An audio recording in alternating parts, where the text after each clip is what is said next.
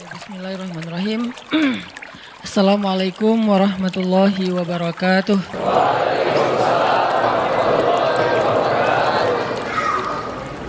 Innal hamdalillah nahmaduhu wa nasta'inuhu wa nastaghfiruh. Asyhadu an la ilaha illallah wahdahu la syarikalah wa asyhadu anna Muhammadan abduhu wa rasuluh. Allahumma salli wa sallim wa barik ala sayyidina wa habibina wa maulana wa syafi'ina Muhammadin. Radina billahi rabba wa bi Muhammadin nabiyya wa bil islami dina. Rabbi syrah li sadri wa yassir li amri wahlul 'uqdatan min lisani yafqahu qawli. Teman-teman sekalian, anak-anak muda Kota Bandung, Jawa Barat yang dirahmati Allah Subhanahu wa taala. Kita bersyukur kepada Allah sekarang bisa duduk lagi nongkrong di rumah Allah. Semoga tongkrongan kita ini termasuk salah satu tongkrongan yang di-follow oleh para malaikat. Karena emang setiap hari Allah mengutus sekian banyak malaikat ke muka bumi, berjalan di antara gang-gang di bumi untuk mencari tongkrongan zikir dan tongkrongan ilmu. Dan ketika malaikat ketemu dengan salah satu di antara tongkrongan zikir dan ilmu, apalagi isinya anak-anak muda, malaikat akan sangat excited dan nge-mention malaikat-malaikat yang lain dengan bahasa halummu ilayya. Kesini, di sini ada tongkrongan ilmu, tongkrongan zikir oleh anak muda. Sehingga kemudian semua malaikat yang tadi diutus oleh Allah buat nyari tongkrongan zikir akan berkumpul di antara mereka. Lalu ngedoain mereka, nge-mention nama mereka satu persatu. Jadi ketika kita sibuk untuk berzikir, malaikat sibuk untuk nyebut nama kita. Dimention nama kita satu persatu untuk didoakan di hadapan Allah Subhanahu wa taala. Ya Allah, rahmati fulan namanya gitu ya. Ya Allah, ampuni dosa fulan. Ya Allah, ya Allah, ya Allah. Satu persatu disebutkan namanya oleh malaikat dan didoain terus-terusan sampai akhir dari majelis tersebut. Dan semoga kita termasuk orang yang namanya paling sering dimention oleh malaikat dalam doa-doa mereka karena sering duduk di dalam tongkrongan ilmu. Ditambah lagi kita nongkrongnya bukan di sembarang tempat, tapi nongkrongnya di rumah Allah, tempat yang paling mulia di muka bumi. Sehingga siapa yang paling sering nongkrong di rumah Allah untuk mencari ilmu, maka dia yang paling besar harapannya untuk dimudahkan Allah nongkrong di dalam surga Allah Subhanahu wa taala. Malam ini kita akan melanjutkan pembahasan ayat-ayat Al-Quran yang berkaitan dengan harapan atau bahasa Arabnya roja, bahasa Inggrisnya hope, atau kalau kita berdoa itu disebut dengan munajat. Berdoa itu disebut dengan munajat, curhat, apalagi berharap, kemudian yang paling standar itu berdoa kepada Allah. Nah, kita akan bahas tentang ini. Tapi sebelum kita membahas tentang ini, coba teman-teman buka Al-Quran, surat Al-Qasas. Kita akan coba lihat tentang pentingnya berharap kepada Allah Subhanahu wa taala dalam kisah Nabi Musa alaihissalam. Surat Al-Qasas itu surat 28, dimulai dari ayat 14. Surat Al-Qasas surat 28 dimulai dari ayat 14.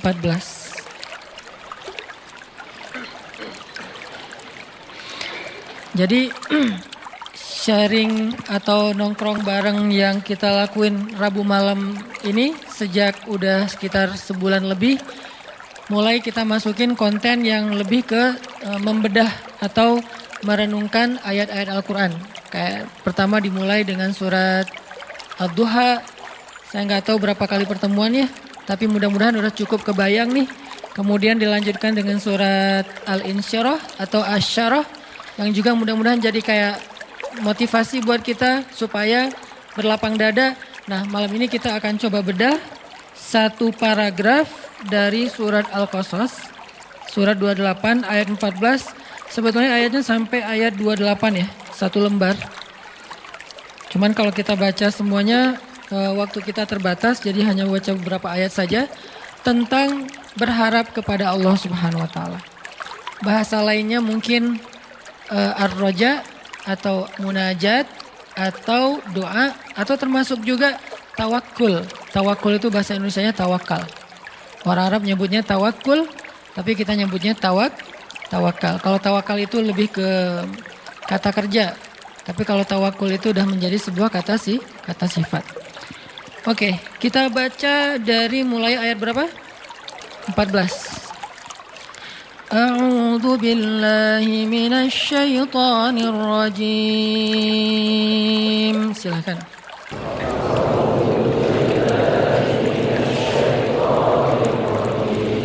Bismillahirrahmanirrahim.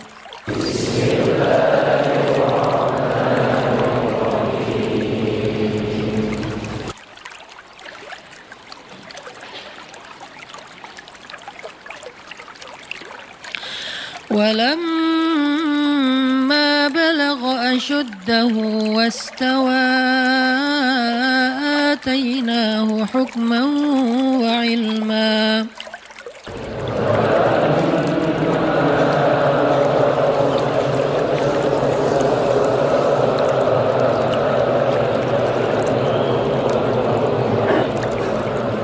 وكذلك نجزي المحسنين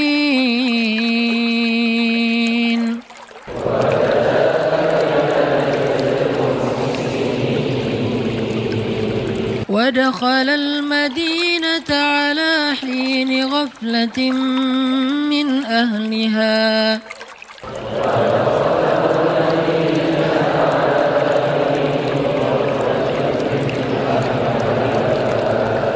فوجد فيها رجلين يقتتلان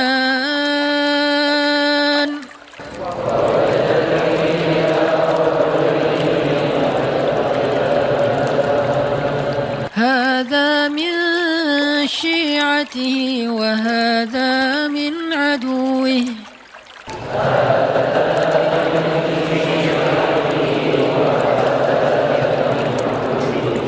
فاستغاثه الذي من شيعته على الذي من عدوه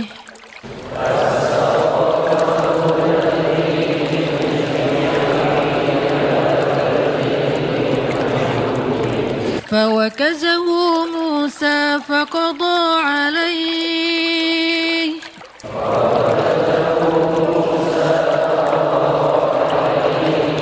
قال هذا من عمل الشيطان إنه عدو مضل مبين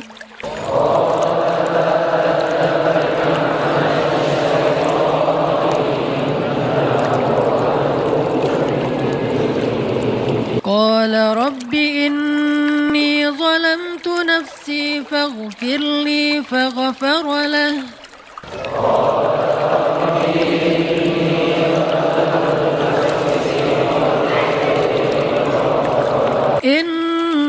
إنه هو الغفور الرحيم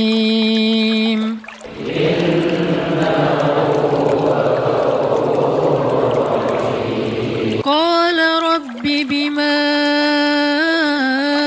أنعمت علي فلن أكون ظهيرا للمجرمين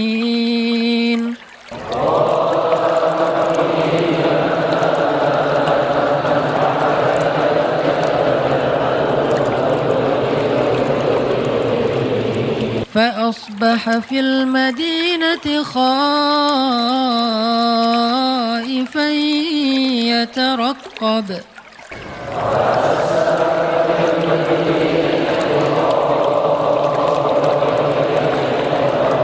فإذا الذي استنصره بالأمس يستصرخه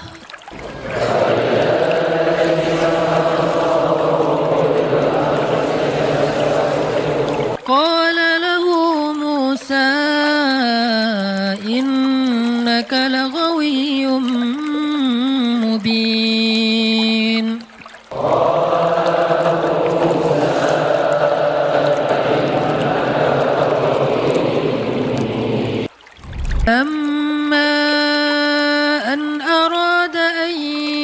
فبطش بالذي هو عدو لهما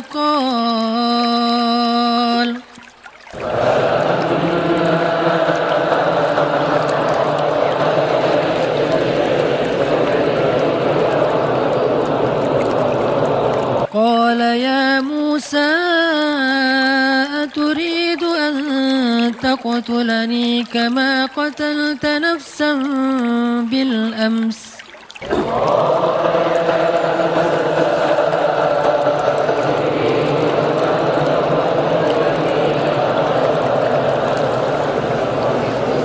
إن تريد إلا أن تكون جبارا في الأرض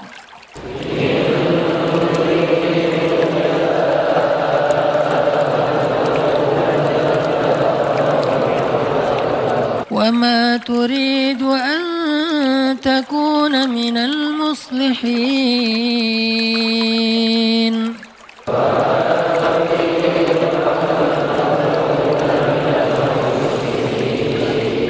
وجاء رجل من أقصى المدينة يسعى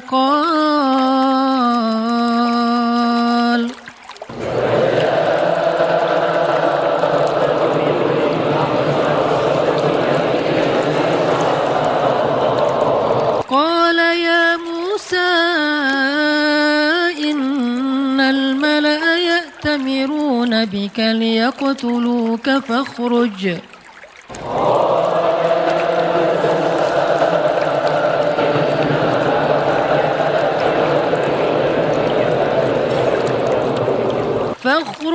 إني لك من الناصحين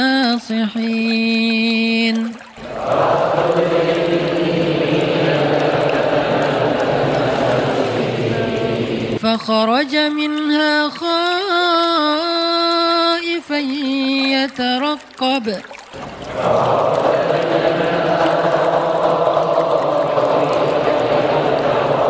قال رب نجني من القوم الظالمين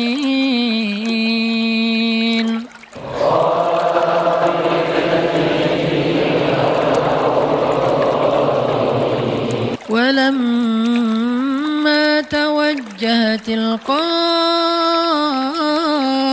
مدين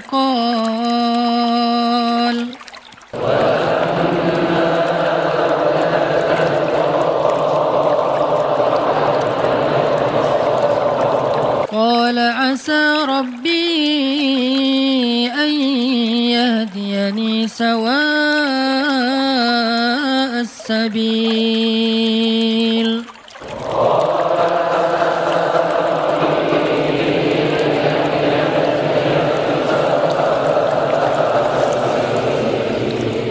ولما ورد ماء مدين وجد عليه أمة من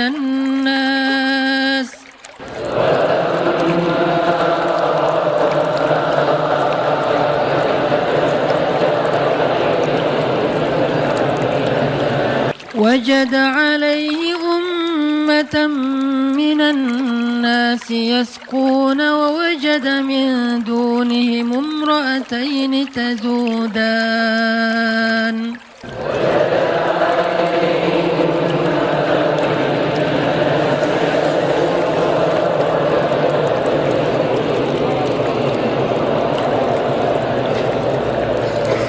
قال ما خطبكما قالتا لا نسقي حتى يصدر الرعاء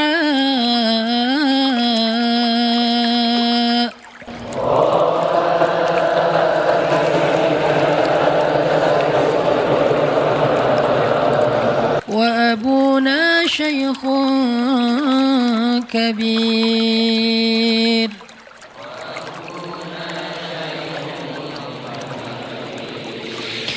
فسقى لهما ثم تولى إلى الظل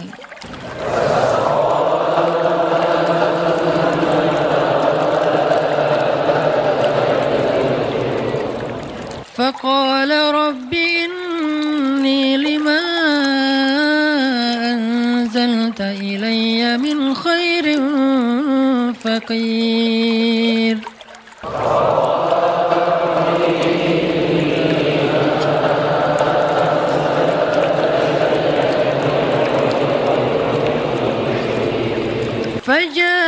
فجاءته إحداهما تمشي على استحياء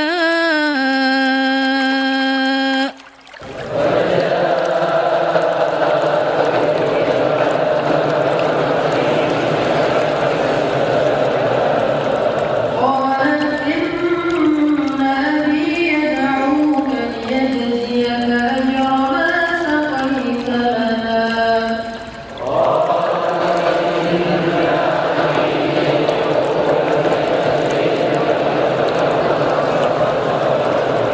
فلما جاءه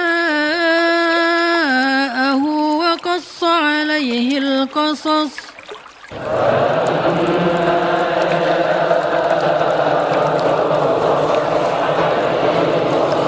قال لا تخف نجوت من القوم الظالمين.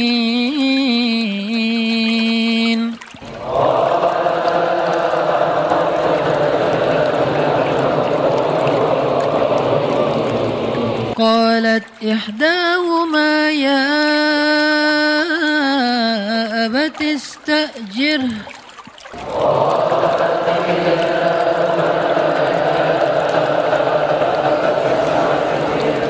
إن خير من استأجرت القوي الأمين.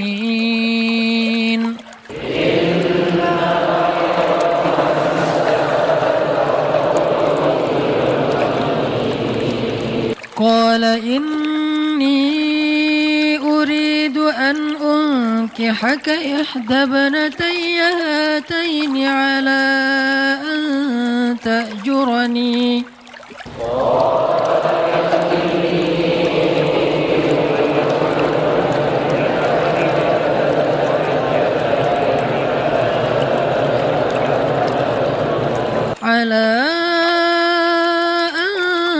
تأجرني 8 حجج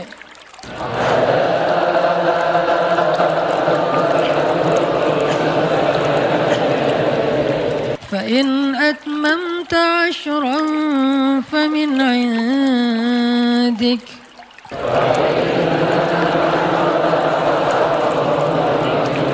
وما أريد أن أشق عليك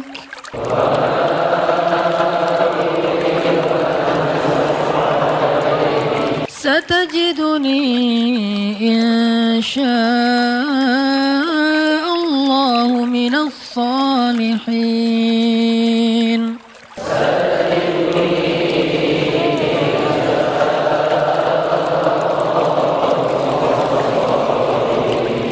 قال ذلك بيني وبينك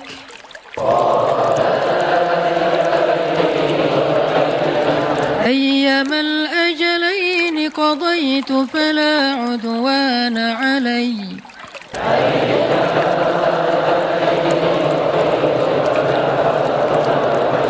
والله على ما نقول وكيل.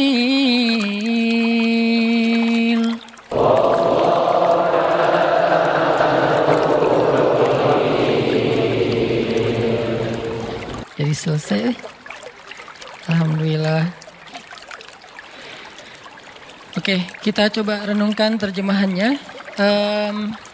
Challenge-nya buat teman-teman adalah menemukan dari paragraf ini berapa kalimat Musa berdoa atau berapa kali Musa berdoa. Saya bacain dulu terjemahannya.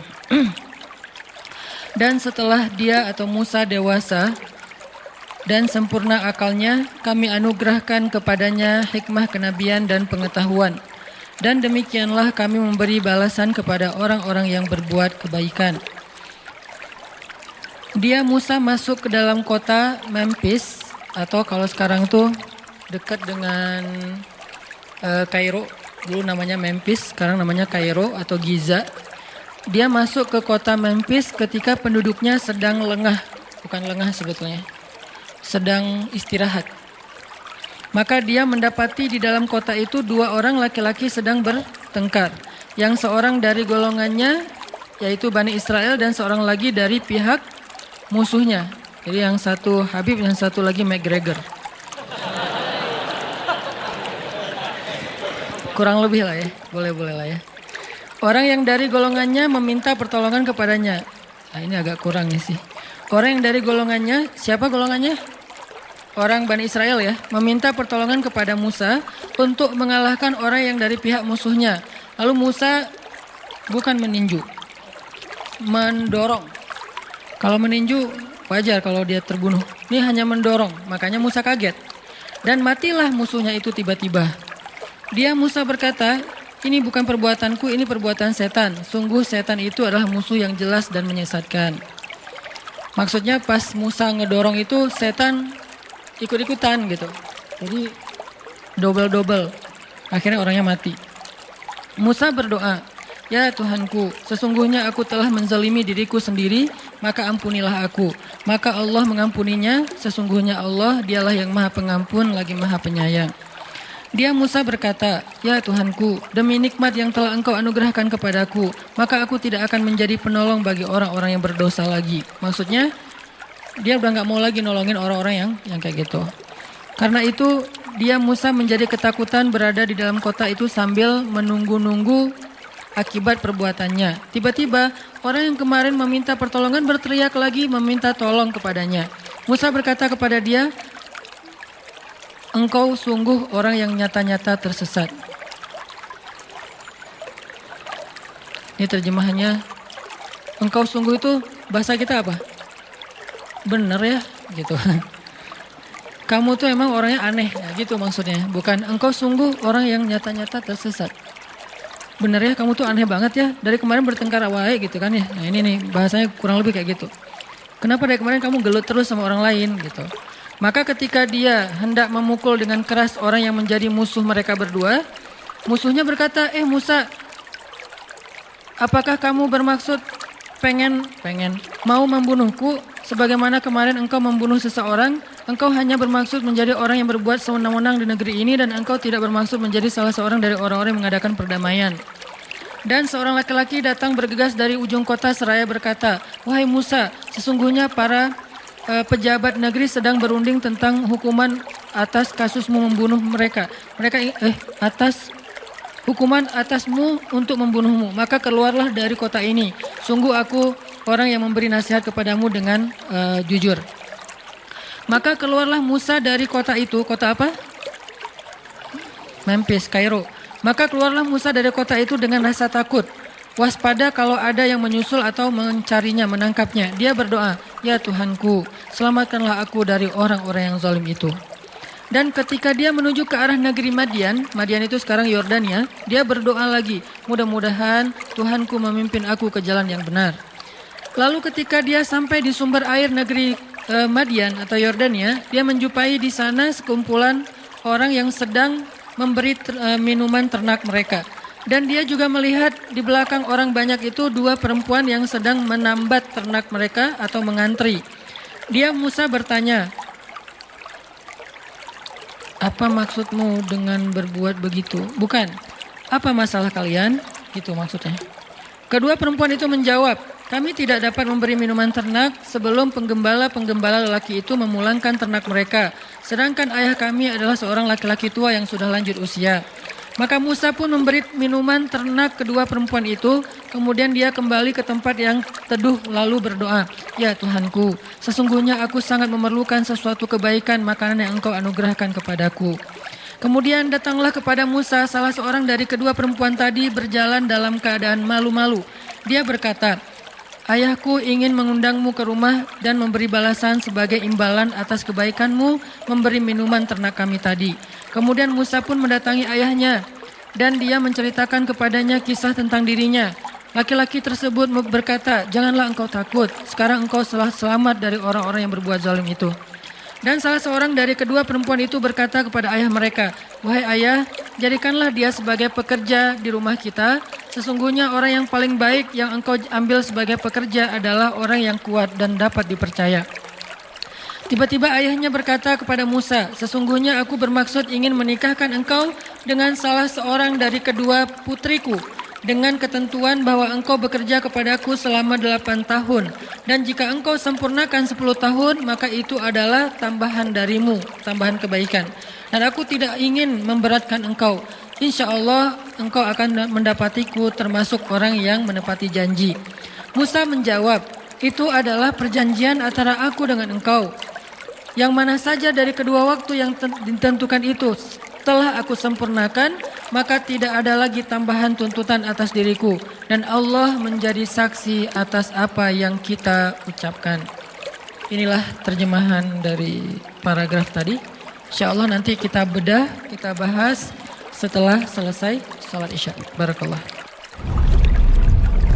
Malam ini kita akan coba bedah kisah Nabi Musa alaihissalam di episode, sebutlah episode kedua, masa Nabi Musa usia remaja. Oke teman-teman, bismillahirrahmanirrahim. Kita lanjutkan pembahasan surat yang tadi kita baca. Tadinya pengen baca cuman setengah tapi keenakan karena emang sifat dari Al-Quran itu kan sebetulnya kalau kata Utsman bin Affan, kalau hati kalian, bukan nggak enak juga nerjemahinnya. Kalau bahasa aslinya tuh kalau hati kalian bersih, maka kalian tidak akan pernah merasa bosan terhadap Al-Quran. Kalau saya sih bukan karena hati bersih, karena pengen bersihin hati. Jadi merasa kayak butuh baca lebih banyak, dan salah satu surat yang buat saya sih paling favorit itu selalu surat-surat atau ayat-ayat tentang kisah ya. Jadi kalau baca ayat kisah tuh rasanya kayak nonton film. Apalagi kisah para Anbiya. Kebayang langsung imajinasi kolosalnya, imajinasi adegan-adegan dramatisnya. Itu langsung kayak nonton film, terus kayak menikmati banget alur-alurnya. Nah ini termasuk surat ataupun kisah tentang Nabi Musa alaihissalam. Teman-teman kalau perhatiin kisah Nabi Musa di Al-Quran itu agak acak memang. Kayak misalnya kisah pertama tentang Nabi Musa di Al-Quran itu surat apa? Al-Baqarah. Karena di Al-Baqarah itu kan langsung masuk cerita Bani Israel ya. Setelah cerita tentang Nabi Adam, langsung Musa Bani Israel dengan Bani Israelnya. Nah, justru di Al-Baqarah itu kisah kisah Musa lebih ke episode keberapa? Udah bukan di awal-awal itu. Episode ketika Musa udah keluar dari Mesir. Justru cerita di Al-Baqarah itu ketika Musa sudah keluar dari Mesir. Kalau yang di awal-awal justru di Al-Qasas. Al-Qasas yang awalnya Musa kecil. Musa baru lahir, dihanyutkan ke Sungai Nil. Kemudian nanti episode keduanya yang tadi kita baca, Musa remaja. Dengan kasus, salah satu klimaksnya di episode itu adalah Musa, apa? Klimaksnya Musa menikah. Itu klimaksnya. Dan itu penting ya. Jadi di episode kedua itu klimaksnya Musa menikah. Kalau episode pertama klimaksnya Musa dihanyutkan ke Sungai Nil. Kalau yang kedua klimaksnya Musa menikah. Nanti ketiga ada di surat Toha. Ketika Musa udah nikah dan pengen balik ke Mesir ya. Terus di tengah jalan dapat wahyu untuk berdakwah kepada Firaun. Allah tunjukin beberapa bukti kekuasaan Allah. Klimaksnya adalah ketemu Firaun. Nanti balik lagi ke Al-Qasas dan Toha sama tuh mengisahkan episode tentang ketika Musa mendakwahi Firaun. Lalu nanti sampai puncaknya adalah belah laut. Nah episode berikutnya Musa setelah belah laut, setelah Mesir, yaitu di Palestina yang ada di surat Al-Baqarah. Dan episode berikutnya nanti ada di surat Al-Kahfi. Musa ketika udah kayak selesai semua era-era dakwah dia, sekarang mulai mencari seseorang yang laki-laki soleh pengen belajar sesuatu yang baru lagi dari orang itu. Yaitu Musa dengan adegan Khidirnya. Puncaknya ditinggalkan oleh Nabi Khidir. Jadi adegan-adegan bersama Nabi Khidir. Jadi cerita Nabi Musa itu di Al-Quran sangat banyak. Bisa dibilang Nabi yang di Al-Quran dikisahkan paling banyak selain Rasulullah SAW adalah Musa alaihissalam. Kalau Nabi Muhammad wajar karena Al-Quran diturunkan kepada beliau. Tapi kalau Musa, beliau punya Taurat. Tapi kenapa di Al-Quran kisahnya panjang banget? Saking banyak sekali adegan-adegan yang luar biasa dari kisah Nabi Musa dan inspiring banget buat kita baca. Kalau Yusuf panjang tapi satu surat doang. Kalau Ibrahim banyak surat tapi nggak sepanjang Musa. Kalau Musa itu panjang banget. Kalau Zakaria misalnya ada di 2 atau 3 surat, nggak terlalu panjang juga lah. Maryam oke, tapi Musa lebih panjang dari mereka semuanya. Dan ini malam ini kita akan coba bedah kisah Nabi Musa alaihissalam di episode, sebutlah episode kedua, masa Nabi Musa usia remaja. Disebutkan oleh Allah Subhanahu wa taala di ayat berapa tadi teh? 14. Walamma balagha asyuddah wastawa atainahu hukman wa ilma. Ketika Musa sudah berusia asyuddah, usia cukup.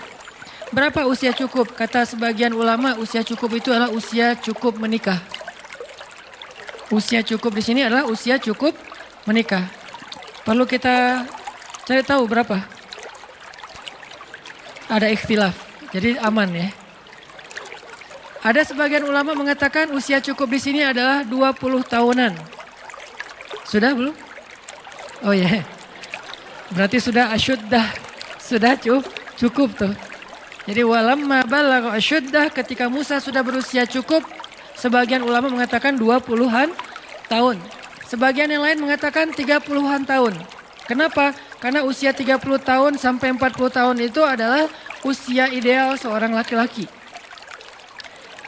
Usia ketika bertemu 2 kebaikan pada dirinya. Pertama, secara fisik dia sudah sempurna. Kedua, secara akal dia sudah bijaksana. Kalau di atas 40 tahun mulai nih fisiknya berkurang sedikit demi sedikit. Tapi nggak langsung drastis. 40 tahun terus tiba-tiba jadi lemah, nggak juga sih. Pelan-pelan nih berkurang. Tapi idealnya bertahan antara 30 sampai 40 tahun.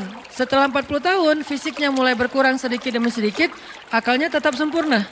Di bawah 30 tahun fisiknya sempurna, akalnya belum sempurna. Nah, yang paling sempurna itu usia antara 30 sampai 40. Dan itulah usia Nabi Ayub ketika Allah sembuhkan. Nabi Ayub sakit sekitar usia 80 tahun. Lalu ketika Allah sembuhkan, mandi dengan air di bawah kaki beliau, tiba-tiba beliau jadi muda lagi. Mudanya beliau, kata sebagian besar ulama tafsir, adalah di usia antara 30 sampai 40 tahun. Karena itulah usia paling ideal.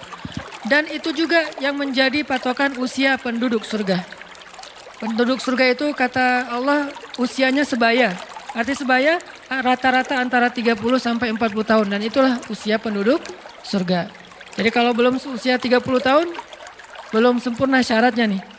Di atas 40 tahun udah agak-agak gimana gitu. Jadi usia yang ideal itu antara 30 sampai 40 tahun. Walaupun itu nggak berlaku kepada semua orang. Ada orang yang usia 20 tahun tapi dia melakukan karya-karya yang bahkan orang 40 tahun belum melakukannya. Seperti Muhammad Al-Fatih. Atau kalau para anbiya itu seperti Nabi Yusuf alaihissalam, Nabi Yahya alaihissalam, Nabi Isa alaihissalam, nabi-nabi yang keren, yang masih muda-muda tapi udah dapat ilmu. Nabi Yahya itu bukan usia remaja malah. Yahya khudil kitaba biquwwah wa atainahul hukma sobiyya. Kami berikan kepada Yahya itu hukmah. Hukmah ini adalah ilmu yang banyak ketika dia masih berusia sobiyya, masih anak-anak, seusia akbar. Seusia akbar udah jadi nabi. Udah duduk depan terus kita dengerin.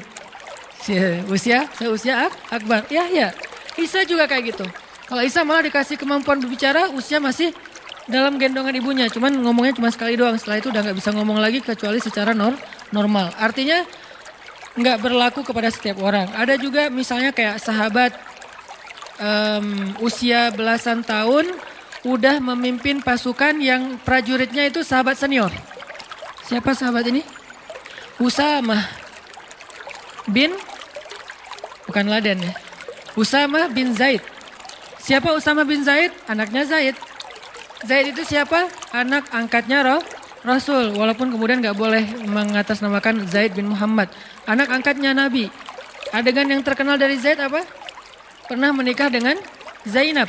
Lalu bercerai, Zainab dinikahi oleh Rasul. Jadi cerita pernikahan Zainab ini agak lumayan dramatis juga. Antara Zaid dan Rasulullah gitu. Agak lumayan lah ceritanya, luar biasa. Jadi anaknya namanya Usamah. Usamah usia SMP.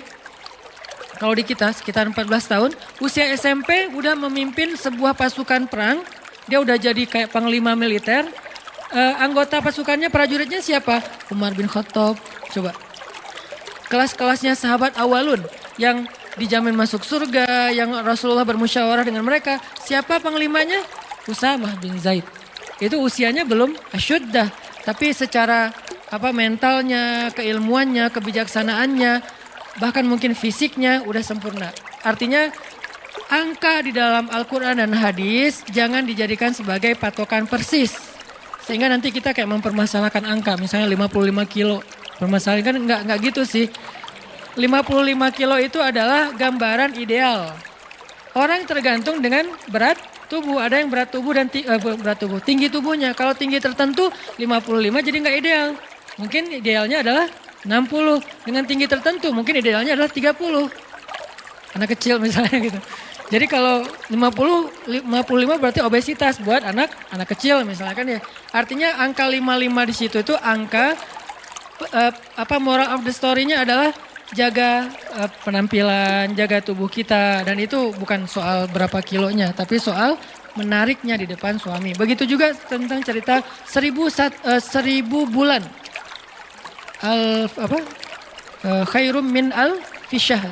Lebih baik daripada 1000 bulan. 1000 bulan di sini artinya bukan dihitung 1000 bagi 12. Berarti 80-an tahun sekian. Enggak kayak gitu bahasa Arab. Bahasa Arab kaidahnya ketika nyebut angka bisa bermakna persis angka itu, juga bisa bermakna kiasan. Artinya banyak. Jadi 1000 bulan artinya lebih daripada seumur hidup kita. Karena usia kita kan rata-rata antara 60 sampai 80 tahun ya. Berarti khairum min alfi syahr. Lebih baik daripada 1000 bulan artinya lebih baik daripada kita beribadah seumur hidup kita. Itu maksud dari istilah-istilah angka di Al-Quran, di hadis, dalam budaya bahasa Arab. Jadi kita tahu dulu culture dari budaya itu. Kayak Nabi mengatakan misalnya lebih baik daripada beribadah di Masjid Nabawi 60 tahun. Jangan dihitung 60 tahun persis, sekian bulan, sekian hari, bukan. Artinya seumur hidup kita tinggal di Masjid Nabawi itu masih kalah pahalanya dengan kalau kita berdakwah di jalan Allah Subhanahu wa taala. Artinya pahala dakwah itu luar biasa. 1 jam saja berdakwah lebih utama daripada beritikaf di Masjid Nabawi di Raudhah selama 60 tahun. 1 jam saja berdakwah.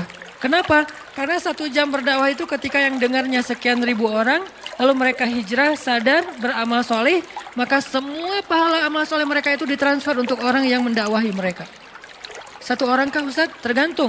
Kalau yang berdakwah itu cuma sendiri berarti cuma dapat 1 orang. Tapi kalau dakwahnya adalah sebuah jamaah, organisasi, berarti semua dapat sih yang sama. Sebutlah misalnya kayak di Bandung, kalau saya pribadi ada pemuda hijrah. Apakah pemuda hijrah itu hanya Ustaz Hanan? Enggak.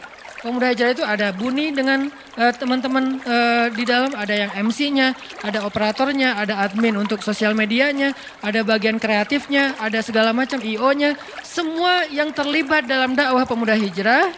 Lalu orang kemudian mendengar dakwah pemuda hijrah itu sekian juta orang, mereka semuanya mendapatkan pahala yang sama persis, bukan dibagi rata.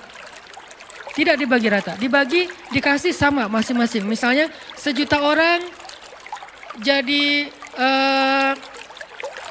berzikir, sebutlah misalnya zikirnya subhanallahi wa bihamdi, subhanallahil azim. Gitu kan zikirnya? Siapa yang membaca 1 kali zikir ini, subhanallahi wa bihamdi, subhanallahil azim, maka Allah beratkan timbangannya nanti di akhirat, gitu kan ya? Allah beratkan timbangannya di akhirat. Terus Allah nge-like banget. Karena itu kalimat yang Allah paling nge-like. Di antara sekian banyak caption yang pasti di-like sama Allah itu subhanallahi wa bihamdi, subhanallahil azim. Saya sampaikan nih lewat sebuah crowd event. Didengar oleh teman-teman yang hadir, didengar oleh teman-teman lewat viewer streamingnya, kemudian ditayangin di YouTube, dilihat oleh para viewer yang di YouTube. Sekian juta, sebutlah 1 juta orang yang mendengar nasihat ini. Dan ini sederhana untuk diamalkan. Lalu 1 juta orang ini mengamalkan subhanallahi wa bihamdi, subhanallahil azim. Sekali aja seumur hidup, nggak usah sering. Sekali aja, 1 juta orang. Berarti setiap panitia yang terlibat dalam dakwah ini masing-masing mendapatkan 1 juta kali subhanallah wa bihamdi, subhanallahil azim. Bukan 1 juta bagi sekian panitia, bukan. Masing-masing satu panitia dapat 1 juta. Kayak gitu cara matematika pahala di sisi Allah. Makanya wajar kalau Nabi mengatakan 1 jam berdakwah atau berjihad lebih utama daripada 60 tahun beribadah, dua-duanya amal solih. Tapi kalau dibandingkan jauh. Ahli ibadah udah zikir habis-habisan, keren. Tapi kalau ada orang yang berdakwah langsung kesalib. Itulah kenapa dakwah itu harus jadi salah satu hobi kita. Ustaz, saya kan bukan penceramah, nggak apa-apa. Karena dakwah itu bukan cuma ceramah, dakwah itu programming. Buat saya dakwah itu social engineering. Mengarahkan masyarakat kepada yang lebih baik, itulah dakwah. Bisa dengan cara ceramah, bisa dengan programming, bisa dengan konsep, bisa dengan fasilitas, bisa dengan apapun yang kita miliki. Teman-teman punya potensi apa? Sekedar network. Saya kenal dengan orang yang bisa support dakwah Ustadz. Misalnya kayak nyadiain tempat gitu untuk acara tabligh akbar. Saya kenal orangnya, akhirnya dia kayak yang memediasi. Jadi tabligh akbar di situ dia dapat pahala sebanyak orang yang datang ke tempat itu. Padahal dia nggak bayar apapun, nggak sumbangin apapun, nggak donasi apapun, cuma network doang. Yang lain misalnya bentuknya repost di sosial media, dia nge-repost. Alhamdulillah nih bagus nih boosternya, di-repost sama dia. Maka sebanyak orang yang mendengar nasihat itu lewat repostan dia dapat pahala sebanyak itu. Kalau ini kemudian gara-gara di repost akhirnya ada efek viral karena dia repost kan repost itu jadi nggak ketahan ya, bisa banyak banget kan, nggak kebendung gitu. Maka semua yang repost itu dia dapat pahala tanpa dia sadari, amal jariah ngalir terus menerus kepada dia, passive income banget. Dan itu baru freedom apa? Bukan freedom finansial ya, freedom spiritual. Kenapa freedom spiritual? Dia nggak beramal, tapi pahalanya ngalir kan gitu kan ya. Salah satu tujuan yang paling puncak dari orang mencari uang itu buat supaya dia bisa jalan, bisa main, bisa traveling, bisa ngapa-ngapain, tapi uangnya ngalir terus kan, itu udah berarti udah freedom ya, udah berhasil, udah kayak bebas gitu, udah merdeka. Harusnya spiritual juga kayak gitu. Kita sehari-hari orang lihat, dia mah biasa aja amalnya. Jangan menjudge. Kita nggak tahu amal orang lain. Allah yang lebih tahu. La tuzakku anfusakum huwa a'lamu biman ittaqa. Ada orang yang kayak dijudge kayaknya seolah-olah dia tuh orang biasa aja, amalnya nggak terlalu keren, jidatnya nggak hitam, apa misalnya. Oke, kita respect dengan orang yang jidat hitam tuh menunjukkan dia rajin sujud. Tapi maaf, saya tutupin takut ria. Nggak ada juga. Takut malu sebetulnya. Jadi kayak oke lah, saya pasti selalu respect lah sama orang yang cadaran, saya respect sama orang yang pakai sorban, saya respect sama orang yang pakai jubah yang di atas mata kaki, orang yang janggutnya panjang segala macam, respect banget. Tapi jangan sampai kita menjadikan itu sebagai standar baku seolah-olah kalau nggak kayak gitu berarti udah nggak masuk surga. Karena bisa jadi orang nggak terkenal sama sekali, tapi dia kerjaannya ngapain? Repostin ceramah aja, ceramah Ustaz Abdul Somad di repost. Ceramah saya di repost, Ustadz Felix, Ustadz Umar Mita, siapapun, Ustadz Ali Dayat, di repost. Dia kayak beramal soleh itu lewat itu. Atau dia bikin kayak apps gitu atau apalah untuk ngebantu dakwah para ustadz. Pokoknya dia pengen dakwah ini berkembang. Saya ustadz gak bisa ceramah tapi saya bisa membuat ceramah ustadz itu viral. Biar beri saya kesempatan. Akhirnya dia bikin. Akhirnya banyak sekali pahala dari yang dia dapatin. Ini namanya dakwah. Balik lagi kepada pembicaraan tadi, angka dalam bahasa Arab tidak selalu persis maknanya angka kayak gitu. Tapi juga bermakna banyak, bermakna lebih, dan seterusnya dan seterusnya. Nah Musa ketika usianya sekitar 20 atau 30 tahun, tapi saya lebih condong dengan pendapat ulama yang mengatakan 20 tahun. Karena nanti dia masih ada masa masa melamar seorang cewek dan bekerja selama 10 tahun, jadi usia 30 tahun, kemudian Musa menikah. Maka Allah berikan kepada dia hukman wa ilma. Hukman wa ilma. Apa bedanya hikmah dengan ilmu? Kalau ilmu itu adalah, kalau dalam bahasa ayat ini ilmu itu adalah wawasan, pemahaman, ilmu pengetahuan. Kalau hukman, kebijaksanaan. Orang yang Allah berikan nubuwah biasanya diberikan hukma wa ilma. Sama kayak Nabi Yahya, wa atainahul hukma sabiyya. Kami berikan dia kebijaksanaan. Jadi usia 20 tahun Nabi Musa itu udah bijaksana. Dan puncak dari kebijaksanaan, apa puncak dari kebijaksanaan? Kata Nabi, Rasul hikmah makhafatullah. Puncaknya bijaksana itu adalah takut kepada Allah. Puncaknya. Jadi orang gak disebut bijaksana kalau dia gak takut kepada Allah. Kalau gitu Ustadz kita jadi kayak budak. Emang namanya juga hamba. Hamba itu kan bahasa lain budak kan. Dan sifat dasar dari seorang hamba itu takut kepada tuannya. Dan kalau dia udah takut kepada tuannya, dengan rasa takut itulah dia menjaga diri dari berbuat dosa, mengecewakan, membuat tuannya marah. Dan itulah puncak dari kebijaksanaan. Sehingga kata Allah, innama yakhsyallaha min ibadihil ulama. Sesungguhnya yang takut kepada Allah di antara hambanya adalah orang yang berilmu. Jadi bisa dibilang, ciri orang yang berilmu takut kepada Allah. Bukan banyak wawasan. Bukan banyak teori, bukan panjang narasinya, bukan bagus dalam penulisan captionnya, tapi dia takut kepada Allah. Ketika dia mau bikin dosa, takut kepada Allah. Ketika dia mau nyakitin orang lain, takut kepada Allah. Ketika dia mau bohong, takut kepada Allah. Ketika dia mau curang, takut kepada Allah. Bisa jadi dia wawasannya nggak terlalu banyak, tapi ilmunya sampai kepada puncak hikmah. Tanya sama diri kita masing-masing. Apakah yang kita pelajari setiap Rabu malam atau di taklim-taklim yang lain udah bikin kita takut sama Allah belum? Atau itu sekedar kayak wawasan doang gitu. Oh ya, gue udah tahu. Oh ya, baru tahu. Oh ya, lucu juga ya. Oh ya, seru ya. Oh ya, ini mungkin baru sekedar wawasan dan entertain. Kita pengen nyari ilmu yang bikin kita takut sama Allah. Allah anugerahkan dalam diri kita, sebagiannya adalah ujian. Halu'a, jazu'a, manu'a, ajula, dha'ifa. Ini kan sifat-sifat manusia yang harus diberesin. Terus ngeberesinnya pakai apa? Tanya sama diri kita masing-masing. Apakah yang kita pelajari setiap Rabu malam atau di taklim-taklim yang lain udah bikin kita takut sama Allah belum? Atau itu sekedar kayak wawasan doang gitu. Oh ya, gue udah tahu. Oh ya, baru tahu. Oh ya, lucu juga ya. Oh ya, seru ya. Oh ya, ini mungkin baru sekedar wawasan dan entertain. Kita pengen nyari ilmu yang bikin kita takut sama Allah. Dan rata-rata orang-orang yang hebat dalam cerita Al-Quran semuanya takut sama Allah. Salah satunya Yusuf alaihissalam. Yusuf itu salah satu bentuk adegan dia takut sama Allah ketika dia digoda oleh seorang cewek. Ceweknya tuh cantik banget, terkenal bahkan jadi simbol kecantikan perempuan Mesir. Bukan Cleopatra, tapi istri Al-Aziz. Karena ini versi Al-Quran kan cantik banget. Saking cantiknya sampai Yusuf juga tertarik kepada dia. Karena Yusuf kan terlalu keren ya.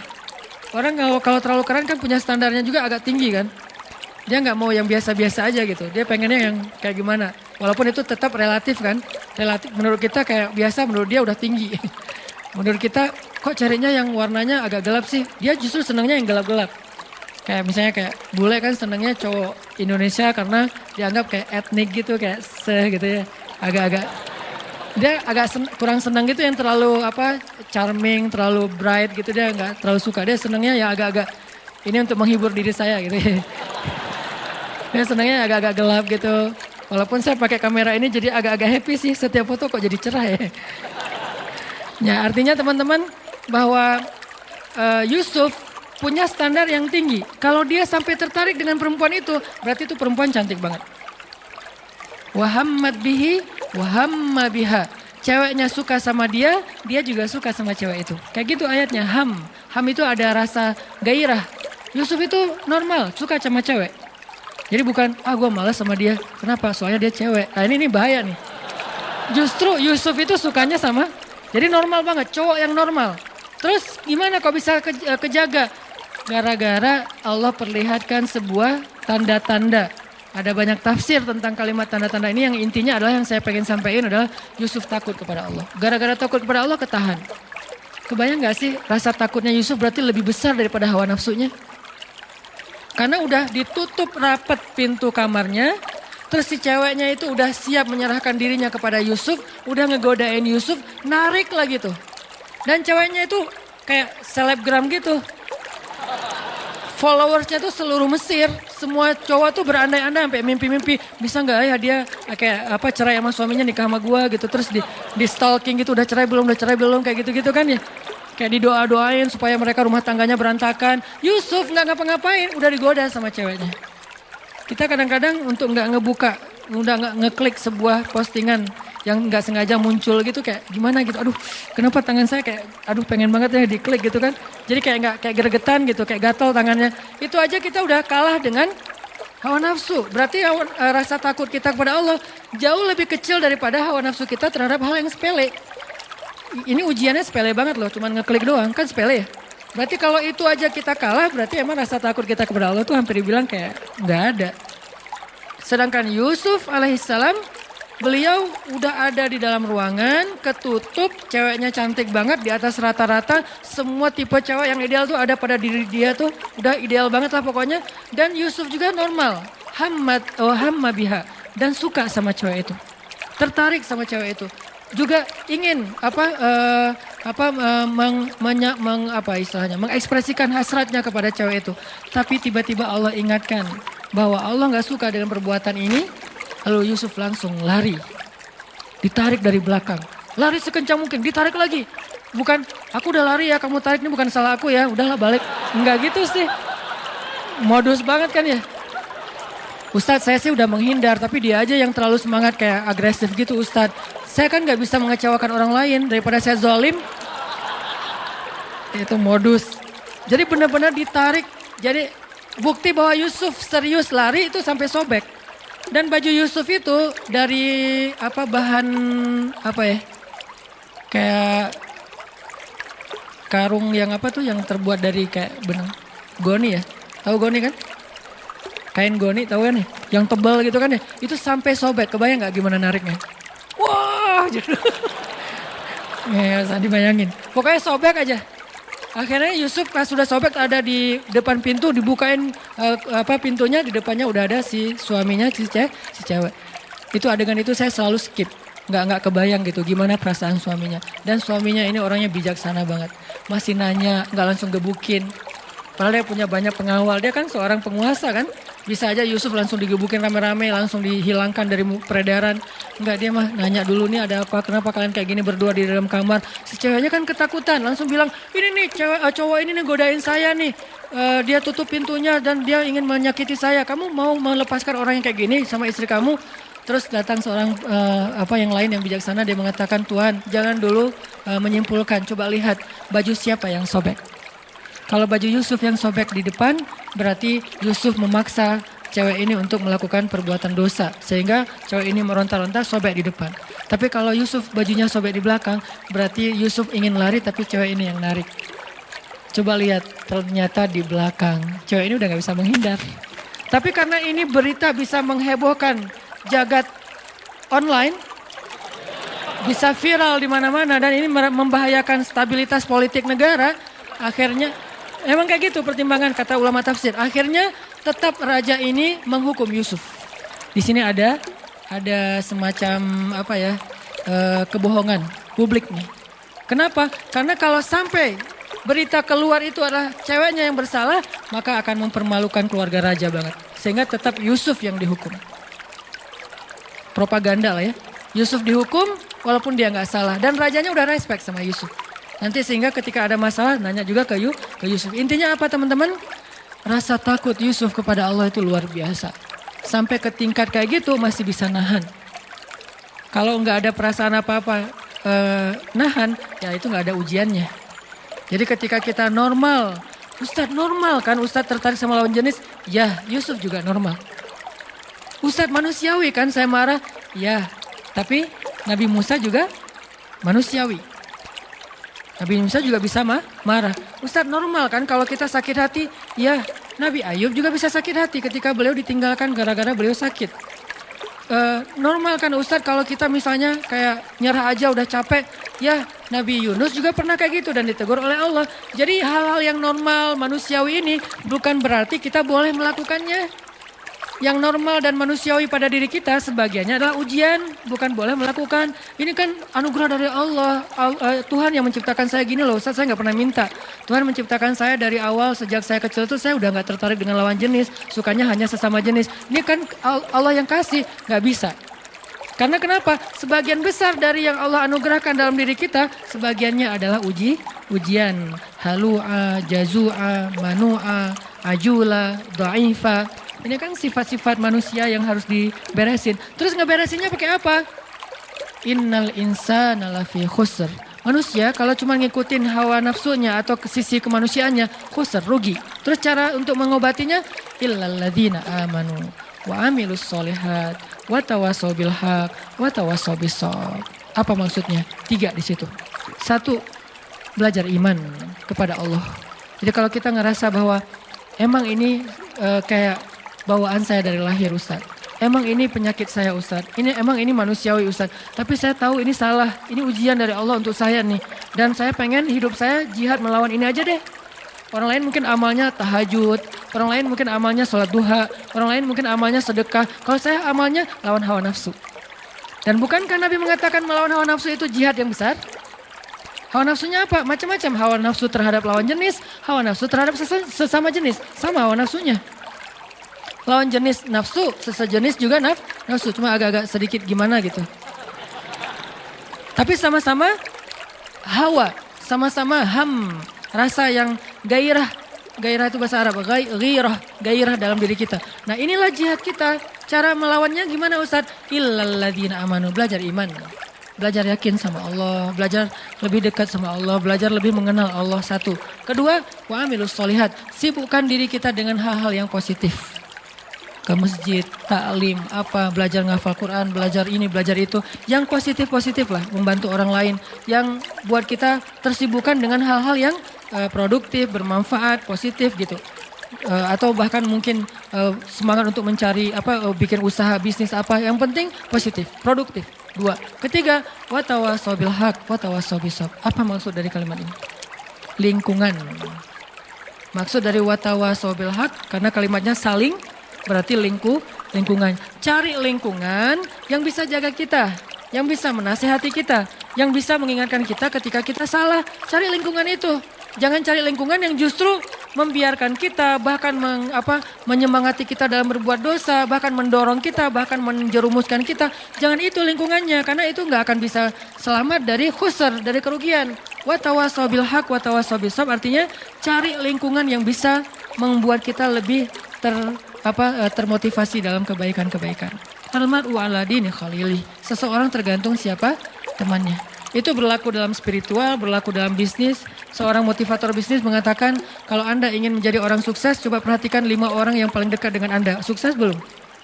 Kalau 5 orang yang paling dekat dengan Anda bukan orang sukses, berarti Anda nggak akan bisa sukses. Terus perhatikan berapa pendapatan mereka dalam sebulan. Kali 5 bagi 5. Rata-rata, maka segitulah pendapatan Anda, itu kata seorang motivator bisnis. Artinya tetap dalam motivasi bisnis saja, teman itu sangat mempengaruhi diri kita, kesuksesan kita. Kalau kita pengen sukses di kampus, berteman dengan 5 orang yang sukses di kampus. Pengen sukses dalam pernikahan, berteman dengan orang yang 5 nikah muda. Insya Allah nikah muda. Kalau 5-5-nya sama-sama Jovisa, ya wajar lah kita sampai sekarang masih. Teman lo siapa? Itu yang lagi ngahulang di pojok situ, kenapa? Habis diputusin, oh ya. Yang kedua, gak bisa move on. Yang ketiga, stalkingin mantan. Yang keempat, jadi 5 temannya semuanya belum bisa move on dari masa lalu gitu. Dan nasibnya sama, diputusin. Gak ada yang nyambung gitu ya. Berarti ya wajar. Perhatikan siapa teman kita. Intermezzo doang. Intinya adalah, tapi serius ya. Intinya adalah dalam amal soleh juga kayak gitu teman-teman. Karena saya kundayan, saya nahnu du'at walaysa qudat, kami adalah dai bukan hakim. Jadi saya tidak menjawab pertanyaan itu dari sisi fatwa. Ustaz Abdul Somad sudah menjawabnya dari sisi fatwa tentang masalah LGBT dan segala macam. Itu bagiannya Ustaz Abdul Somad. Allahu alam, beliau lebih mengerti ilmu daripada saya. Saya dai, maka saya ngasih solusi. Solusinya apa? Tadi, belajar iman, belajar amal soleh, cari lingkungan. Karena kenapa? Kita sangat terpengaruh oleh lingkungan. Jadi Nabi Yusuf juga normal, sangat normal. Istrinya Nabi Lut normal. Kalau nggak normal nggak nikah sama Nabi Lut dong. Kan normal kan, berarti istrinya Nabi Lut, bukan istrinya cewek mana gitu. Enggak kan ya? Jadi dia nikah dengan laki-laki, berarti normal dong istri Nabi Lut. Terus masalahnya apa? Dia kayak mendukung orang yang punya ujian. Saya nggak nyebut dengan bahasa lain, saya lebih suka menyebutnya dengan ujian. Karena semua kita diuji, ada yang diuji dengan sifat kikir. Ustadz, saya tuh insya Allah kalau tahajud rajin. Kalau duha, alhamdulillah. Tapi kalau sedekah kenapa ya? Agak-agak berhitung gitu Ustadz. Kayak susah banget mau ngetik angkanya gitu Ustadz. Kalau bisa 0 semua gitu. Nolnya sih banyak, tapi gak ada angka satunya kan sama aja ya. 0 semua. Kayak susah banget mau ngasih. Ada orang kayak gitu teman-teman. Ada yang kebalikan. Ustadz, saya tuh emang Kalau insya Allah kalau sedekah saya jor-joran gitu. Tapi kalau disuruh puasa sunnah kayak berat banget Ustadz. Boleh nggak Ustadz puasa Ramadan saya pakai qadha aja, saya pakai fidyah aja. Nggak apa-apa, fikih fidyahnya berapa Ustadz? Sekian genggam beras, saya kasih 1 ton deh. Nggak bisa. Jadi ada orang yang diuji dengan sifat kikir, ada yang diuji dengan sifat males, ada yang diuji dengan sifat baperan, suka cemburu yang berlebihan, suka curiga yang berlebihan dengan pasangannya. Kita setiap hari harus live Sherlock ya. Lo kemana aja gitu kan ketahuan gitu kan ya. Kayak super duper gitu kan. Terlalu posesif misalnya. Itu kan ujian ya. Ujian kalau laki-laki mungkin diuji dengan temperamen. Itu kan masalah dia yang dia harus coba beresin. Ustadz, saya tuh orangnya suka memberi. Saya orangnya alhamdulillah tahajud. Saya tuh alhamdulillah tilawah. Tapi di jalan gak bisa nahan diri untuk marah. Klakson panjang, terus buka kaca marah-marah keluar, terus langsung nyegat orang di jalan, terus dilabrakin, kalau perlu dipecahin kacanya, dan segala macam lah kayak gitu-gitu. Saya juga pernah kayak gitu soalnya konyol, udah gitu saya taubat nasuha deh. Kenapa? Melototin orang pasti buka, Ustadz, gak jadi, pergi aja. Udah melototin gak jadi gitu kan, malu banget ya. Nah, jadi akhirnya taubat, gak mau lagi kayak gitu, sesekali sih masih. Artinya teman-teman itu kan ujian masing-masing orang. Termasuk ada orang yang ujiannya apa? Gak bisa jaga mata. Gak bisa jaga mata. Susah banget gitu. Yang lain dia bisa. Zikir. Astagfirullah, astagfirullah, astagfirullah, subhanallah, subhanallah, subhanallah, subhanallah, subhanallah. Jadi dia tuh kayak lidahnya tuh gampang berzikir. Tapi matanya tuh susah nunduk gitu. Ngelihatnya ke atas aja. Kalau di TSB. Kalau di dalam mall ke bawah aja di lantai 2. Jadi kayak ujian dia adalah mata. Ada ujian orang yang lisan. Gak bisa nahan diri dari membicarakan orang lain. Kalau ada teman pasti, lo tahu gak? Mulai tuh. Lo mau dengar gosip yang terbaru gak? Ini update banget nih. Mulai lagi. Jadi ujian dia di sini. Ada ujian di sini, di perut. Ada juga yang kalau bahasa Nabi itu di antara perut dengan lutut. Ujiannya adalah hawa nafsunya. Semua orang dikasih ujian oleh Allah untuk dia survive dengan ujian itu. Dan mungkin itulah jalan dia ke surga. Termasuk orang yang tadi ujiannya suka kepada sesama jenis. Itu ujian dia. Saya nggak mau menjudge dengan istilah penyakit atau apa. Itu bagian ustadz yang lain. Buat saya itu ujian buat teman-teman. Yang punya masalah ini. Coba kita beresin. Bukan dia doang yang punya ujian. Kita juga punya. Cuman beda. Kalau ujian yang lain misalnya kayak ujiannya tuh susah untuk ngelupain kesalahan orang. Ujiannya tuh susah untuk ngobatin sakit hati. Ujiannya itu kayak susah khusyuk dalam sholat. Asal udah sholat, asal udah takbir, banyak ide. Allahu Akbar. Oh iya benar tuh. Jadi asal udah takbir dapat banyak ide gitu. Jadi kayak kalau dia udah mentok, buat sholat pura-pura. Siapa tahu dapat ide gitu. Pas pura-pura gak keluar ide. Oh harus beneran ternyata, wudhu beneran, Allahu Akbar. Tuh kan dapat ide beneran ya.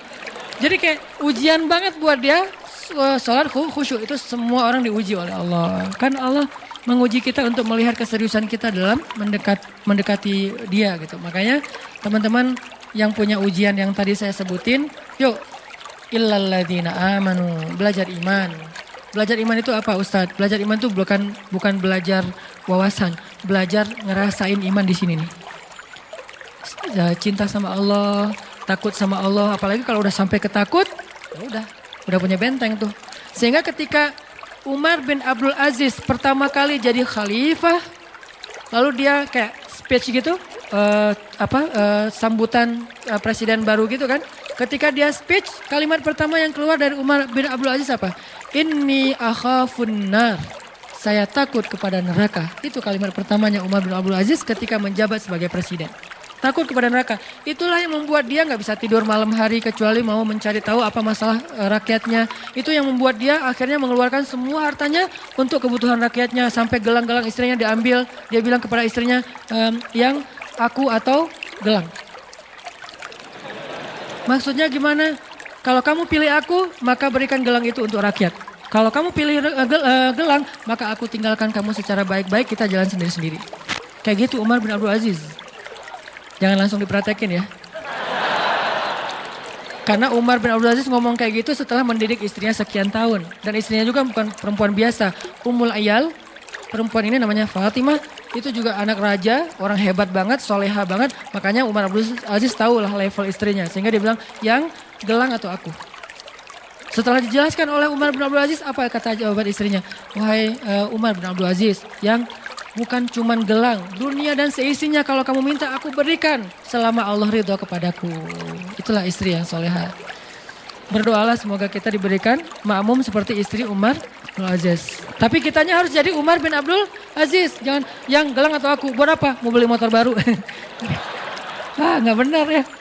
Mau beli apa misalnya kayak kebutuhan kayak hawa nafsu kita doang. Jangan. Artinya itulah mereka. Karena takut kepada Allah ketahan dari berbuat dosa. Umar bin Khattab juga kayak gitu. Karena takut kepada Allah hanya gara-gara salah ngomong ke seorang nenek-nenek yang beragama Nasrani. Itu kepikiran gak bisa tidur malam. Ada nenek-nenek datang ke Umar bin Khattab bilang, ya Amirul Mukminin, udah jadi Amirul Mukminin, presiden. Ya Amirul Mukminin, saya ini nenek-nenek yang punya banyak utang. Nenek-nenek punya banyak utang, nggak sanggup bayar. Boleh nggak saya minta tolong dari Baitul Mal supaya saya bisa bayar utang? Buat apa utangnya nek? Kok banyak banget? Nenek kolektor barang-barang antik? Bukan. Saya itu hutang karena nggak punya keluarga yang menafkahi saya sehingga saya berhutang udah numpuk sekarang. Angkanya sih nggak gede, cuman buat seorang nenek-nenek yang nggak punya pekerjaan besar. Akhirnya Umar mengambil dari Baitul Mal dibayarin hutangnya. Nggak sengaja Umar ngelihat nenek-nenek ini pakai kalung salib. Umar baru tahu ternyata dia Nasrani bukan Muslim. Akhirnya Umar nanya gini, nenek udah ngelihat kan Islam kayak gimana? Ya gimana menurut nenek? Islam agama yang luar biasa. Kamu adalah seorang pemimpin yang adil. Saya respect banget dengan agama kamu. Nek, kenapa nenek gak masuk Islam? Ngomong gitu. Ya saya udah tua, udah gak sanggup mikir yang kayak gitu-gitu. Terlalu berat buat saya. Buat dia tuh ideologi itu berat.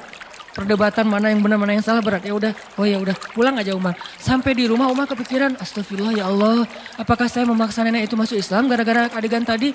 Gimana nih kalau gitu memaksa berarti saya udah melanggar ayat la ikraha fiddin. Tidak boleh memaksa dalam urusan agama. Astagfirullah ya Allah, maafin saya nggak ada maksud, nggak sengaja. Lama dia kepikiran, malam nggak bisa tidur, bolak-balik nggak bisa tidur.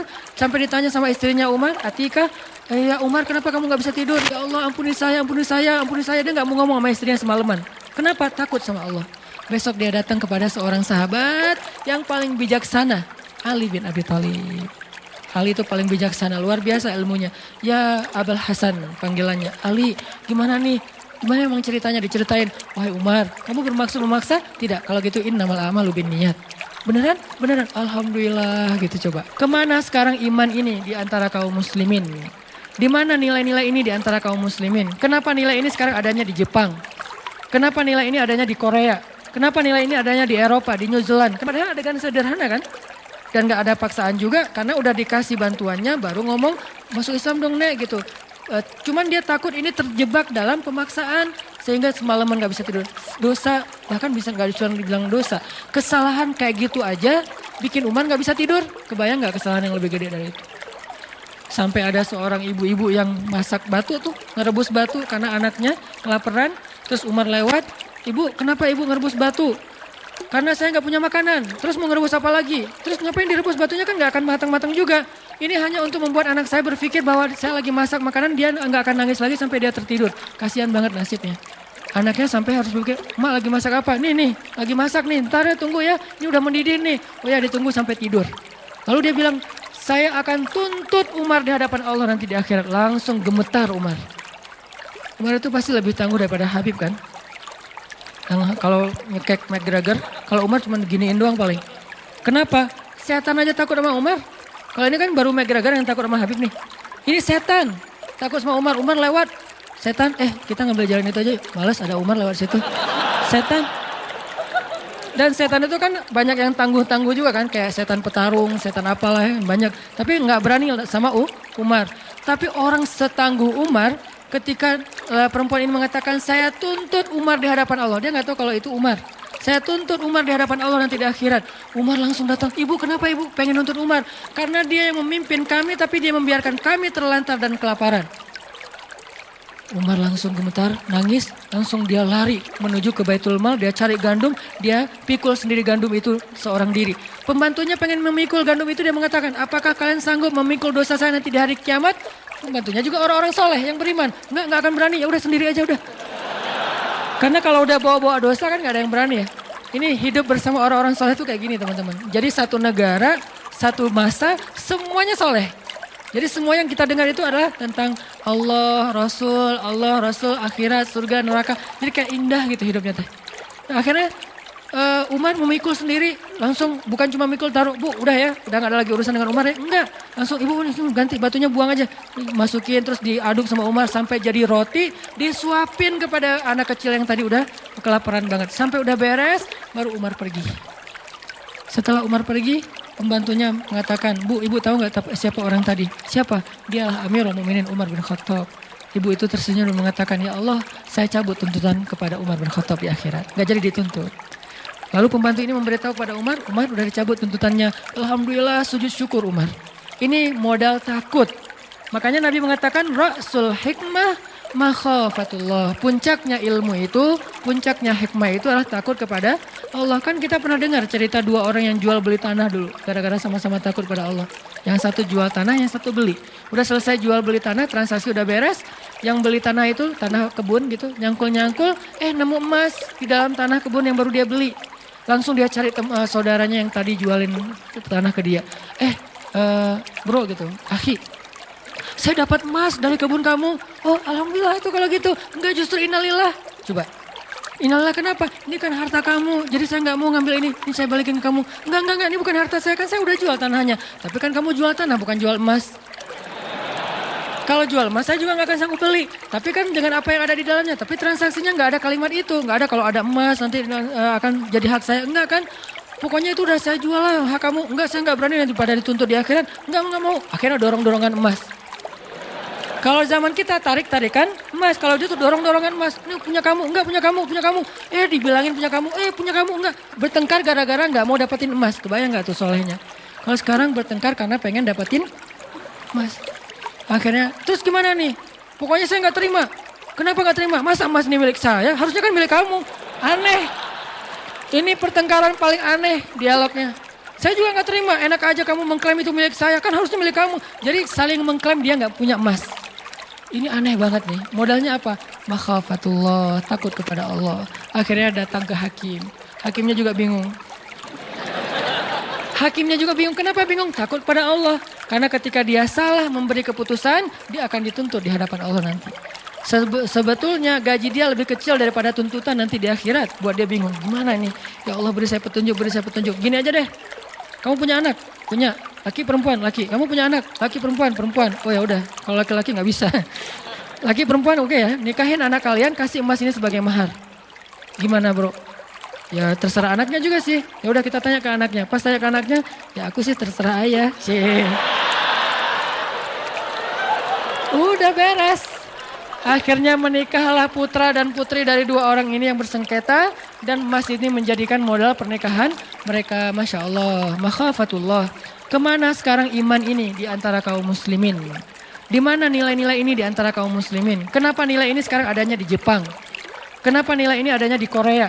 Kenapa nilai ini adanya di Eropa, di New Zealand? Kenapa bukan di Saudi Arabia, di Mesir, di Timur Tengah, di Indonesia yang negara dengan mayoritas kaum muslimin? Kemana semua teks-teks mulia yang luar biasa dalam Islam? Karena kita hanya menjadikannya wawasan, bukan iman. Ilmu tidak menjadi kebaikan kalau hanya sekedar wawasan di sini. Dia baru menjadi sesuatu ketika dia berasa di hati, lalu kita jadikan itu sebagai perilaku kita sehari-hari. Makanya teman-teman, ini baru satu ayat ya. Ayat 14, belum sempat bahas yang lain, gak apa-apa deh ya. Arti hukma wa ilma kayak gitu. Itulah gambaran tentang Musa. Jadi kebayang sekarang gimana solehnya Musa, gimana taatnya Musa. Karena Allah sendiri mengatakan dia dapat hikmah. Itu gambaran hikmah. Dalam sisi moral, dalam sisi spiritual, itu hikmah artinya. Sehingga ketika kita tahu arti hikmah, sekarang kita kebayang gimana solehnya Musa. Kalau kita anggap hikmah itu sekedar wawasan, kita nggak kebayang solehnya Musa itu kayak gimana. Soleh banget, hal yang paling detail aja soleh. Di zaman Ibnu Mubarak, ada seorang laki-laki minjam, kalau nggak salah Ibnu Mubarak, beliau meminjam pulpen, pena gitu. Pena dulu kan dari kayu ya, bukan pena yang bertinta, penanya doang, nggak ada tintanya. Minjam pena dari kayu tertentu gitu, kayu yang sebetulnya murah banget. Di Irak, apa di Basra apa di Kufah gitu, saya lupa juga nama ulama, nanti dicek lagi di beberapa kajian. Nah, beliau minjam terus karena kayak terburu-buru gitu kebawa penanya. ke bawah sampai ke Hijaz. Hijaz itu di daerah Arab Saudi. Baru pas buka-buka bagasinya, buka-buka tasnya, ini kan pena yang saya pinjam beberapa hari yang lalu. Akhirnya dia balik lagi ke Irak hanya demi mengantarkan pena itu. Kenapa? Ketika ditanya oleh pemilik pena, jawabannya apa? فَمَنْ يَعْمَلْ مِثْقَالَ ذَرَّةٍ خَيْرًا يَرَهُ وَمَنْ يَعْمَلْ مِثْقَالَ ذَرَّةٍ شَرًّا يَرَهُ. Siapa yang berbuat dosa walaupun sekecil zarrah, apalagi ini lebih gede daripada zarrah, maka nanti akan dipertanggungjawabkan di akhirat. Khauf, takut kepada Allah SWT. Makanya orang-orang yang berilmu itu takutnya kepada Allah itu luar biasa. Belum lagi nanti bentuk ketakutan mereka kepada Allah itu kalau baca Quran, nangis. وَإِذَا تُلِيَتْ عَلَيْهِمْ آيَاتُ الرَّحْمَنِ وَإِذَا تُلِيَتْ عَلَيْهِمْ آيَاتُ الرَّحْمَنِ خَرُّوا سُجَّدًا وَبُكِيًّا. Mereka tersungkur, mereka bersujud, mereka menangis ketika dibacakan ayat Allah. Tersungkur artinya apa? Gak kuat berdiri, itu artinya tersungkur. Kayak Umar bin Khattab, la uqsimu biyaumil qiyamah wa la uqsimu bin nafsil lawwamah ayahsabul insanu an lan najma'a idhamah bala qadirin ala an nusawwiya banana. Baru berapa ayat dibaca surah Al-Qiyamah, lututnya sudah gemetar. Udah gak kuat menopang lagi tubuhnya sehingga tersungkur jatuh. Umar jatuh bukan karena kekuatan musuh, tapi jatuh karena kekuatan iman. Musuh gak ada yang bisa menjatuhkan Umar. Musuh gak ada yang bisa membuat Umar terduduk. Musuh tidak ada yang bisa membuat Umar terbaring, tersungkur. Gak ada musuh yang bisa membuat Umar tersungkur kecuali iman yang membuat dia tersungkur dengan sendirinya. Kenapa? Iman Umar bentuknya khauf kepada Allah, takut kepada Allah. Sehingga ketika baca ayat ini tersungkur. Khalid bin Walid. Siapa yang gak kenal dengan nama besar ini? Khalid bin Walid sampai mengatakan, Nabi bilang apa? Hampir tidak ada perempuan yang bisa melahirkan anak seperti Khalid. Hampir tidak ada perempuan yang bisa melahirkan anak seperti Khalid. Saking kerennya Khalid, jadi susah perempuan bisa ngelahirin anak sekualitas Khalid. Fisiknya, fatonah itu briliannya dalam urusan strategi militer. Dan belum pernah dia duel, kalah itu belum pernah. Dan di tangannya udah belasan pedang patah. Dalam duel-duel kayak gladiator gitu. Itu Khalid banget. Dan dia saking hebatnya Khalid. Kalau teman-teman mau tahu sehebat apa Khalid, lihat pasukannya. Karena pasukan yang hebat gak mau dipimpin oleh pemimpin yang biasa. Pasukannya itu Musanna, Sa'ad bin Abi Waqqas, Ikrimah. Banyak nama-nama besar dari pasukannya. Saya banyak baca nama tokoh-tokoh hebat dalam Islam. Pasukannya, 1000 pasukannya, satu orang saja bisa mengalahkan 1000 musuh. Satu laki-laki yang sebanding dengan 1000 musuh. Musanna tidak akan kalah satu pasukan yang di dalamnya ada Musanna. Ini adalah prajuritnya Khalid. Kebayang gak gimana panglimanya? Prajuritnya aja kayak gini. Nah Khalid yang luar biasa dahsyatnya ketika baca surat Al-Muddathir sampai tentang ayat bapaknya yaitu Walid Al-Mughirah. Bapaknya kan gak masuk Islam dan meninggal dalam keadaan kufur. Dan sampai Allah menyebutkan neraka untuk Walid di dalam Al-Quran surah Al-Mudathir, neraka Sakor gitu. Khalid ketika membaca neraka Sakor yang disebutkan untuk ayahnya, menangis 3 hari 3 malam. Kenapa dia menangiskan? Ayahnya yang masuk neraka. Saking takutnya dia, ya Allah, kalau saya gak dapat hidayah, hampir saya mengikuti ayah saya. Seandainya saya keras kepala mau mengikuti semua nasihat dari ayah saya, bagaimana seandainya ayat ini menyebutkan tentang saya, ya Allah. Saking takut dan bahagianya campur aduk, dia menangis 3 hari 3 malam. Karena dia kebayang, dia hampir seperti ayahnya. Karena di antara anak-anaknya Walid, Khalid itu kesayangan ayahnya. Sebagaimana Umar kesayangan juga ayahnya. Nih tokoh-tokoh yang kesayangan ayah mereka masing-masing nih. Karena kesayangan ayahnya, dia apet banget sama ayahnya. Kemana ayahnya pergi, dia pergi. Apa yang ayahnya bicarakan, dia bicarakan. Apa yang ayahnya anggap benar, dia anggap benar. Gak pernah berselisih dengan ayahnya kecuali tentang Islam. Gak pernah berselisih dengan ayahnya kecuali tentang Islam. Itu juga setelah ayahnya meninggal, baru dia berselisih. Kebayang kalau ayahnya masih hidup, kemudian mereka meninggalnya bareng, ayahnya dengan Khalid dalam keadaan kufur. Itulah yang membuat Khalid campur aduk antara bahagia dengan takut dengan kalimat sakor tadi itu. 3 hari menangis. Nangis 3 hari. Nggak ada hari tanpa menangis. Kenapa nggak diterusin Ustaz nangisnya? Karena setelah 3 hari dia dikasih tugas militer. Udah nggak sempat mikirin nangis. Sekarang mikirin ekspansi dakwah. Artinya Khalid ini orang-orang yang takut kepada Allah. Belum lagi nanti nama-nama yang lain. Ketika mereka membaca ayat, membaca hadis atau apa. Jangankan mereka, malaikat aja. Jibril menangis di depan Nabi. Ketemu Nabi matanya bengkak. Ketemu Nabi matanya merah. Nabi nanya, "Mabik ya Jibril, malham." Jibril, kenapa kamu? Ada masalah apa? Kenapa kamu sedih wahai Jibril? Apa kata Jibril? Ya Rasulullah, setiap kali saya mengingat penciptaan neraka, saya nggak bisa berhenti menangis. Ini namanya hikmah. Kebayang nggak Musanya gimana? Kalau Allah mengatakan Musa itu sudah dapat hikmah, berarti seperti itulah gambaran kesolehan Musa di usia masih 20-an tahun. Jadi teman-teman, saya sangat yakin sebagian besar nabi, bisa dibilang 95% lebih dari para nabi itu, semuanya anak muda. Semuanya cerita anak muda, bukan cerita orang tua. Kita mungkin lebih kenal dengan cerita Nabi Ibrahim ketika udah dewasa. Tapi kita tahukah Nabi Ibrahim ketika dimasukkan ke dalam api itu anak muda? Ketika beliau menghancurkan berhala itu anak muda? Ketika kemudian beliau hijrah dari Irak ke Palestina itu anak muda? Belum lagi kisah nanti nabi-nabi yang lain termasuk Ayub alaihissalam juga anak muda. Mereka semua adalah nabi-nabi muda. Sehingga ketika kita bicara tentang iman, kita bicara tentang hamasah, semangat, kita bicara tentang ketaatan, itu bukan bicara tentang orang tua sebetulnya, bicara tentang anak muda. Karena semua itu adanya pada anak muda. Maka kalau kita cinta kepada Musa, kalau kita ngefans sama Musa, belajarlah dari Musa di ayat 14, usia 20 udah punya hikmah. Dan salah satu di antara hikmah, takut kepada Allah Subhanahu wa taala. Justru di usia itu, kalau kita nggak takut kepada Allah, potensi kita berbuat dosa lebih besar daripada orang tua. Ya, jadi mungkin malam ini ayat 14 aja dulu ya.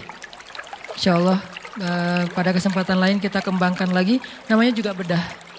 Bukan tilawah lagi, tapi tadabur. Jadi nggak usah terburu-buru, tapi mudah-mudahan kita dapat banyak ilmu, hikmah dari apa yang kita bahas, terutama dari sosok Nabi Musa alaihissalam.